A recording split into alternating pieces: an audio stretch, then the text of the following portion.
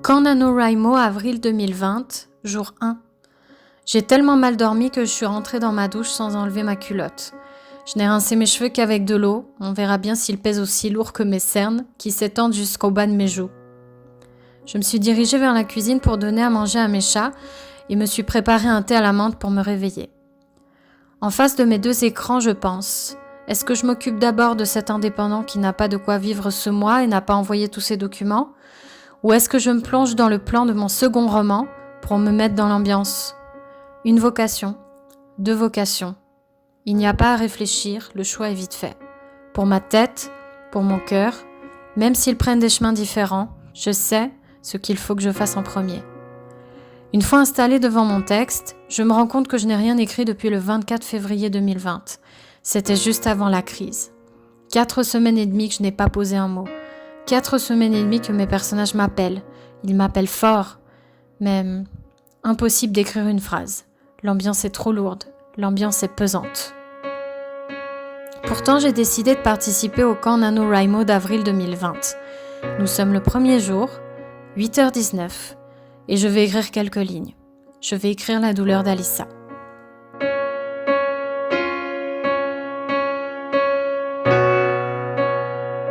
Midi 4, j'ai relu ce que j'ai produit ce matin. En 45 minutes, j'ai écrit plus de 600 mots. La douleur est inspirante, toujours. Je vous fais un peu de lecture avant d'aller manger. Il me faut des forces pour l'indépendant du matin, des forces pour un rendez-vous, des forces pour continuer d'écrire. 1000 mots par jour jusqu'au 30.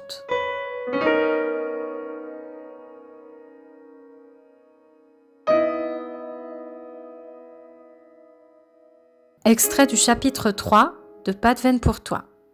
Le premier jet est disponible sur Scribet. Nous allons ensemble à l'atelier. Je lui ai si peu parlé depuis ces premiers jours. Il a deviné que je l'évite le plus possible. Les trajets de ma chambre à la sienne, des escaliers à la cour, puis du parking au versant du bâtiment me semblent interminables. Nous marchons côte à côte. Plus que cette proximité, c'est de savoir qu'il pourrait me parler qui me stresse. Il a beaucoup de choses à me dire, à m'avouer. J'entends son souffle changer de rythme lorsqu'il salue le résident qui passe. Sa respiration s'agite quand il hésite. S'il le pouvait, il freinerait mon parapluie en attrapant ma main. Mais il ne peut pas, il le sait du premier jour. Alors il ralentit, dans l'espoir de trouver le courage. Je l'admire pour ça. Pour sa capacité à se dépasser, à évoluer. Sa carrure a déjà changé. Il semble moins fin, moins frêle, plus homme. C'est trop pour moi. C'était déjà trop au début. Dans cette cour, avec vue sur les salles qui nous accueillent quotidiennement, le soleil du matin trace ses rayons de bonheur. J'ai envie de croire qu'il nous chuchote que tout ira bien. Que bientôt, je pourrai regarder le nouveau plus si nouveau dans les yeux, que j'arrêterai de me noyer dans ces billes océanes pour y barboter aisément. Plonger dans cette pataugeoire d'innocence, de bienveillance. Est-ce seulement possible pour Murphy Alyssa ? Moi, je n'ai pas l'impression d'avoir avancé autant que lui. Même si c'est ma faute, j'ai l'impression qu'il m'a laissé tomber, sur le bord du chemin que j'aurais voulu faire avec lui, sans explication. C'est avec lui que je veux le faire. C'est pourtant moi qui le fuis depuis des mois. Je ne me comprends pas, sûrement parce que je ne veux pas le comprendre. La lumière s'efface derrière un nuage épais, mal dessiné, brouillon. Je distingue certains pensionnaires entrés pour suivre le groupe, d'autres pénètrent dans la salle de musique. Je rêve de les suivre, de suivre la cadence que j'ai maintenue depuis Nouvel An. Quelques heures derrière mon clavier de bois, le dimanche, à pleurer sans larmes sur le monde. Mais aujourd'hui, nous allons ensemble au groupe de parole. Là-bas, il n'y aura que Kai qui saura nous redonner le sourire en nous montrant le sien. Quelqu'un nous fait face de loin. Le soleil revient, m'empêche de distinguer son visage. Mon corps entier reconnaît toutefois sa stature, assurée, affirmée, présente, trop présente. Mon cuir chevelu frissonne davantage à mesure qu'il s'approche. Les fourmis descendent sur mes cervicales, chatouillent mes épaules, rejoignent ma colonne vertébrale. Je m'arrête. Mon compagnon de route s'en rend compte 3 pas plus loin, trop loin de moi. Je ne me serais pas accrochée à lui de toute façon.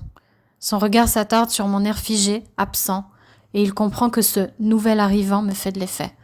Il comprend vite que ce n'est pas dans le bon sens. Quand va-t-il arrêter de lire mes pages noircies ? Il revient, je me reconnecte à sa douleur dont il ignore les bienfaits sur ma tension. Au moment où il souhaite me demander comment je me porte, il se fait bousculer. La brutalité de Marco est restée la même. Il fait presque tomber Sean qui se retourne contrarié. La menace des iris bleus électriques s'abat sur l'ignorant alors qu'il dit « Il y a que des lopettes ici !» Il ne faut pas le chercher. Doucement, le blond agressif s'apaise, dirige son attention sur moi. Des pieds à la tête, il me scrute, un rictus de souvenirs agréables au coin des lèvres. Il me fait un clin d'œil. Poids d'1 tonne dans l'estomac. Mes jambes chancellent, mes mains se trempent de moiteur et d'angoisse. J'ai la gerbe. Après avoir pointé du doigt celui qui empêche une rencontre plus intime, Marco continue sa route vers la réception. Le poids s'allège mais ne disparaît pas. Il est arrivé dans mon refuge. Comment vais-je pouvoir sortir la tête de l'eau ? Alissa, souffle Sean. Mes prunelles se posent à peine sur sa compassion. Il sent que quelque chose ne va pas, n'arrive pas à mettre le doigt dessus.